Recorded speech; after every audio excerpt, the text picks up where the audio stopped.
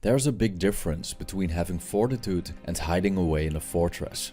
In the latter case, we physically separate ourselves through self-isolation. Oftentimes, this is an attempt to hide from the big, bad things in the world. It's not unlikely that serial self-isolators suffer from feelings of powerlessness, believing that what's happening outside is too much for them, as they lack the strength and skill to cope. Unfortunately, they miss out on many life experiences, simply because they do not want to face the malevolence of humankind. Now, there's another way to go about this. Instead of self-isolation, we could choose to strengthen our faculties, meaning that we become more resilient towards unpleasant people and situations, and don't let them stop us from living a good life. This video explores a Stoic philosophy that can help us to build fortitude.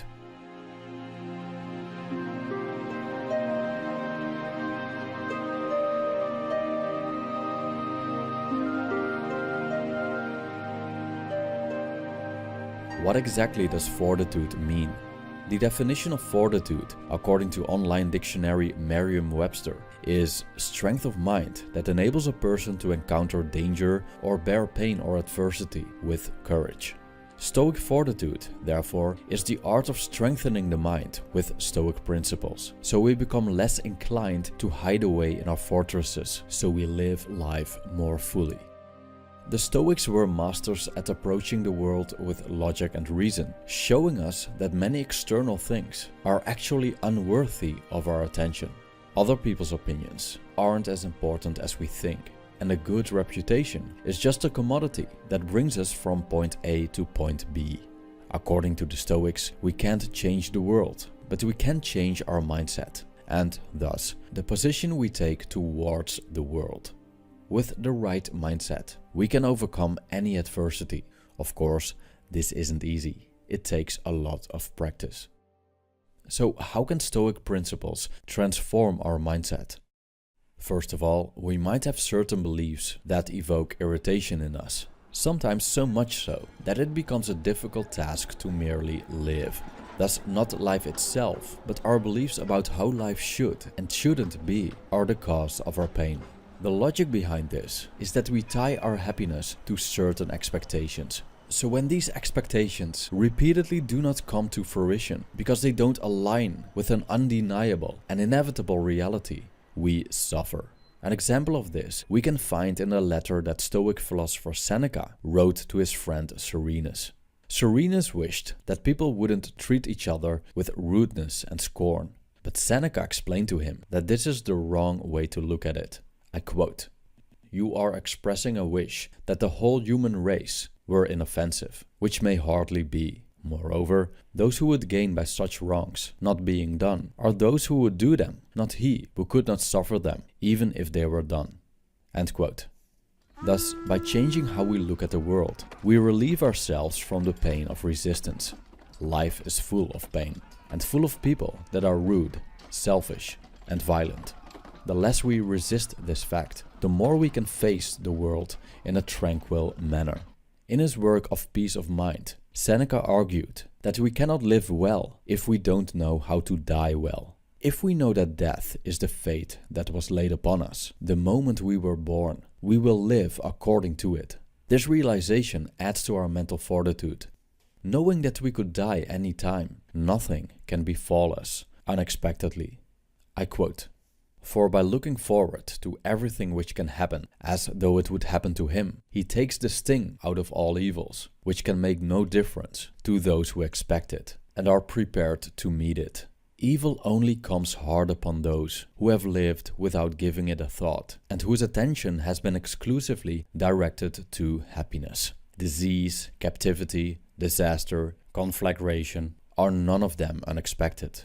I always knew with what disorderly company nature has associated me." End quote. We'll continue with Epictetus. Epictetus teaches us the foundation of mental fortitude, which is the curbing of our desires and aversions. Most people that go into the world desire certain outcomes. This isn't necessarily a bad thing, but such a stance has its consequences. I quote, "He who is making progress having learned from philosophers that desire means the desire of good things, and aversion means aversion from bad things. Having learned too that happiness and tranquility are not attainable by man, otherwise than by not failing to obtain what he desires, and not falling into that which he would avoid. Such a man takes from himself desire altogether and defers it, but he employs his aversion only on things which are dependent on his will." End quote. This very much applies to everything we do. As Epictetus states in his work The Enchiridion, things beyond our control are weak and slavish. And if we let our mood depend on things that are not up to us, we find ourselves in quite a feeble position. Therefore, according to Epictetus, we should be indifferent towards anything independent of our own will. Because if we aren't, we let external factors rule over our ability to be happy.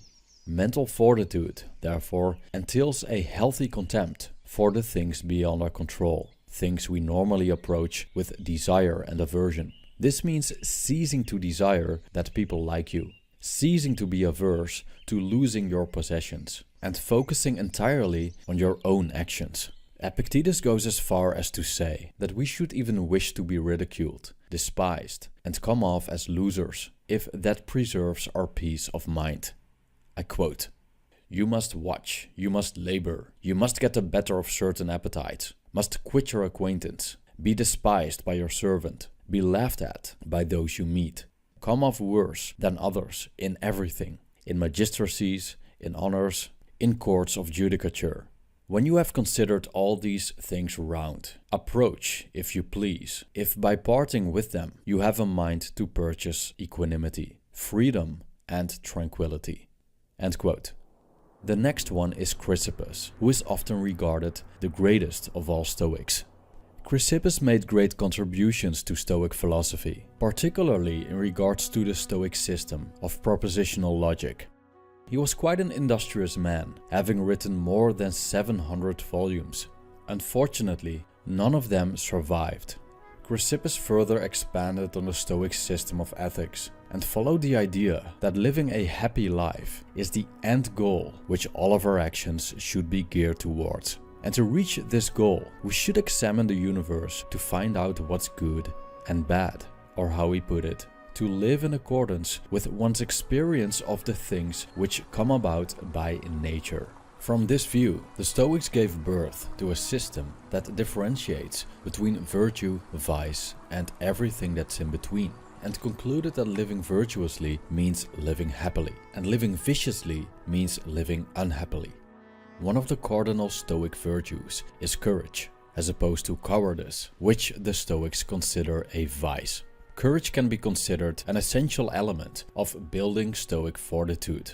Oftentimes, the path of virtue requires us to face our fears and go through pain instead of avoiding it. Courage allows us to make the right choices and reach our goals despite the obstacles that lay on our path. Typical everyday vices are quick fixes, using substances immoderately or replacing challenging tasks by easily digestible pleasures are ways in which we cower away from difficult situations. The problem is that vices bring short-term pleasure that is immediately followed by the misery of not reaching our long-term goals or gambling away opportunities we're too afraid to take, and the inevitable low that follows from doing something that isn't good for us and our environment, which often manifests in shame and guilt. Virtue, on the other hand, may involve temporary discomfort, but the long-term satisfaction we gain is absolutely worth the struggle. Therefore, we could see virtue as a star in the sky that we continuously aim for. And by anchoring ourselves in a goal that transcends pain and pleasure, it's much easier not to falter in the face of adversity. This mindset requires an indifference towards the external situation we're in, not letting it overshadow our faculty of choice. Thus, we focus primarily on our own actions and whether or not they are virtuous. What's happening around us comes secondary, as it's a matter of fate, which is beyond our control. I quote, "If I knew that it was fated for me to be sick, I would even wish for it. For the foot also, if it had intelligence, would volunteer to get muddy." End quote. Sickness to the body, or whatever else may overcome us, doesn't impede our ability to act. According to the Stoics, what happens is how nature has intended it to be. So we shouldn't wish for things to happen differently. Instead, we should accept it and do what's best in that given situation. This accepting position towards fate and how this benefits fortitude brings us to the next Stoic philosopher and once Emperor of Rome, Marcus Aurelius.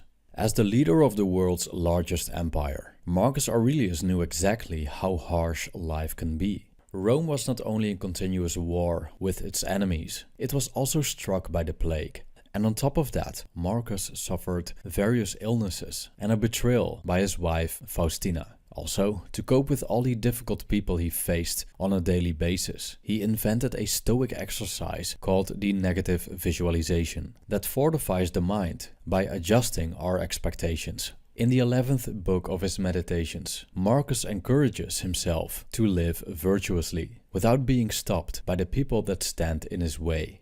Not everyone wants the best for us, and some try to sabotage us, but regardless of what they do, for our faults, as they are unable to affect our ability to choose. Thus, we are responsible for our own choices. I quote, "Someone despises me, that's their problem. Mine, not to do or say anything despicable. Someone hates me, their problem. Mine, to be patient and cheerful with everyone, including them. Ready to show them their mistake, not spitefully or to show off my own self-control, but in an honest, upright way." End quote. To summarize, Seneca advised us to let go of our ideals about how the world should be and instead take it how it is. Also, he told us that we cannot live well if we don't know how to die well. Thus, we shouldn't close our eyes for misfortune. Instead, we should expect it and see it as a part of life. Epictetus told us that the things beyond our control are weak and slavish, so they're unreliable factors to base our happiness upon. It's better to be indifferent towards anything independent of our own will. These things are inferior to what's truly in our power, our own actions. Chrysippus, the greatest of all Stoics, further developed the Stoic system of ethics, showing us that a happy life is a virtuous life. Courage is one of the cardinal virtues, meaning that we must be willing to endure discomfort and face our fears in order to live well. If we choose to engage in vices instead, we may experience short-term pleasure, but this will lead to unhappiness in the long run. Marcus Aurelius wrote in his meditations that no matter how severe the external circumstances are, they won't impede our ability to choose. Therefore, we can't blame other people for our faults. We are responsible for our own choices. The less we care about the things that don't matter, the stronger our determination will be. Thank you for watching.